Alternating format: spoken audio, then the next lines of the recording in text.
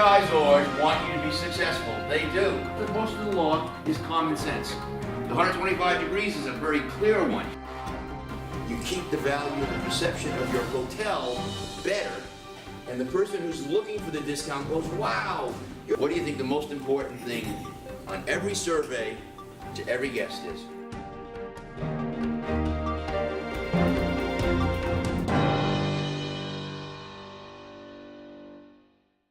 Hi, I'm John Hogan. I'm one of the co-founders of HospitalityEducators.com, and we've just finished another very exciting week of a hotel certification program for hotel owners and senior managers, and we're going to just share 2 or 3 different ideas of some highlights of what people were really particularly interested in this week. Well, there were so many different categories, and the wonderful thing is that everything we talked about, it dovetailed into the previous day's discussion and was a lead-in to the following day's discussion. We talked about the industry as far as being high touch, and balancing that with the technology that all of us are having to use right now in our marketing and our selling, and just gaining presence and capturing our market share. So we did talk about that, but it's also at the heart of it a people business, and so we need to connect with the people and build relationships, and we have to just make sure we don't get so caught up in the operations and the day-to-day that we forget why we're there, and that the customer does come first, and that we need to take care of our staff. It's called the hospitality industry, and in reality, high tech is important, and people want their Wi-Fi, and they want to be able to plug in all of their toys and all of their gadgets. But at the end of the day, they still really want that welcoming feeling by the host at the restaurant. They want somebody at the restaurant, at the front desk, to make them feeling the welcome back, instead of giving the impression that it's just another number. And so that balance of things, we talk about that a great deal, and that's a strategy sometimes that we overlook, because we get hit with so much from commercialization and so much from all the technology companies that we must do technology first and most important, and it really is that balance. We also had this week, what Kathleen just said about selling. Many hotels today don't have sales departments, or they have one person who might be responsible for multiple jobs, and what we're discovering that selling in the digital age is that balance of high tech and high touch, but people still want to feel they have a friend in the business. They want to have somebody that they feel they can call and not necessarily get a deal, but that someone will take care of them.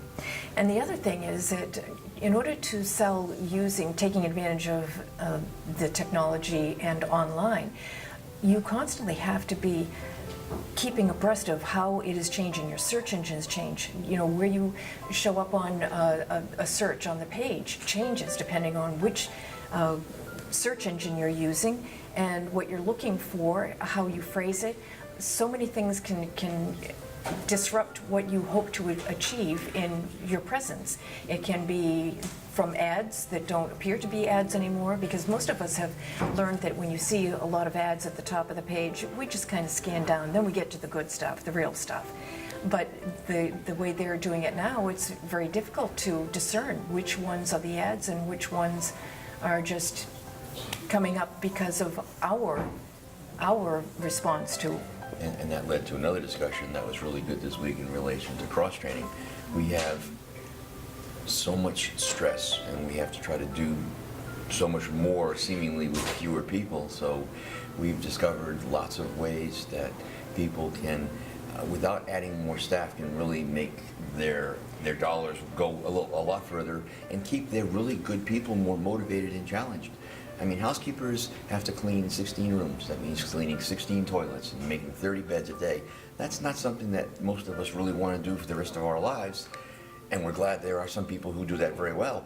But that person also might really appreciate the opportunity to work in the front office, or to work on a special project in sales, or the annual anniversary program, or something else of that nature. And getting people to think about those ideas is really fun for us as educators, and it's really fun for them, for the people in our programs, as they embrace it, and the successful ones all do that. That's right, and it's very important as individuals that we feel that we have room to grow. Going to work day after day doing the same thing repetitively, as much as you need and like the money, it just lacks an ability to hold your interest, and you become very complacent. Your heart isn't no longer in it. You're in it for the paycheck.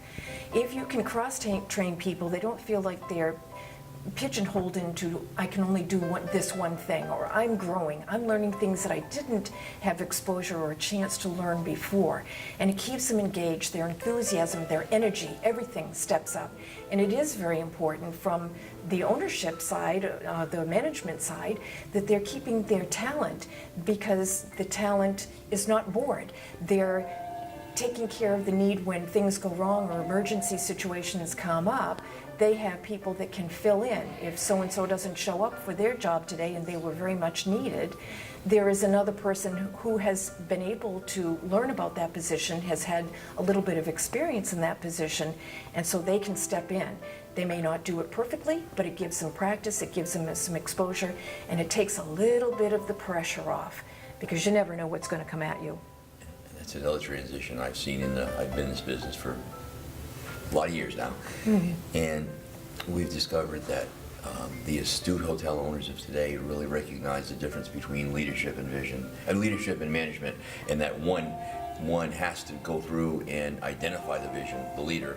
Even if you have a small 50-room hotel from brand A or a rooms-only hotel from brand B, we still have to try to inspire those people who are doing whatever the hourly jobs are, the repetitive jobs, so that they enjoy and that they have something that they look forward to. And management is doing what needs to be done, the everyday stuff, but there is that balance, and we have to wear both hats often. Every organization that I have ever worked under, I can tell within a week or two exactly what the culture is going to be, what the atmosphere is going to be. And that is a big determinant as to whether or not I will stay or I will start looking right away for some other place to work. And that is established by the leadership. They set the corporate culture, they set the tone of who we are and the way we're going to do business. And management has to support the operational, performance-driven, procedural resources that take place in any hotel. The leader sets the vision, the tone, where we're going, what we hope to be, what we all want to achieve. But management takes care of the day-to-day, the nuts and bolts of the operation of the business, to take care of the financial success today while we're still aspiring for tomorrow. So in small hotels, the owner is oftentimes also the operator, and they're having to wear both hats at the same time, and it can become a blur for them. She made a very good point just there about using the word small hotels. You know, we see in the movies or on television, we see about all these big 1,000-room convention hotels or the big gambling casinos in Vegas or Atlantic City. But truthfully, almost 60% of the 53 or 4,000 hotels in America today are under 75 rooms. When you get up to the 150 rooms, you're more than 80%. So most hotels really are smaller, and that is the heart and soul of what hotels and hospitality are today. And that's one of the things we're really excited within Hospitality Educators, is that we're able to offer a variety of options, some of them online, some of them in person, some of them in blended learning. Any program we've done, whether it's for this particular group or others, we've taken what was just one approach and we've made it blended, and the response has been very, very positive. And it's how we all like to learn in different ways and at different ages, and it moves along very quickly. It enhances the learning experience when you mix it up.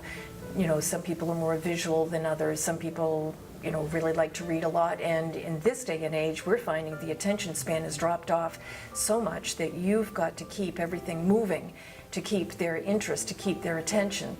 And so our approach is good on many, many levels, but especially today with everything being so, I mean, look at when you're watching television.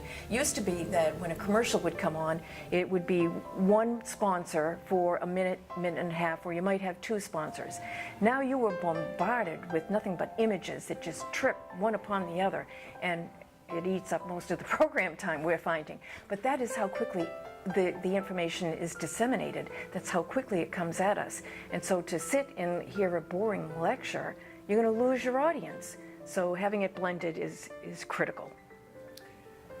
Well, thank you for joining us for this little short segment, and look forward to seeing you soon. Thank you.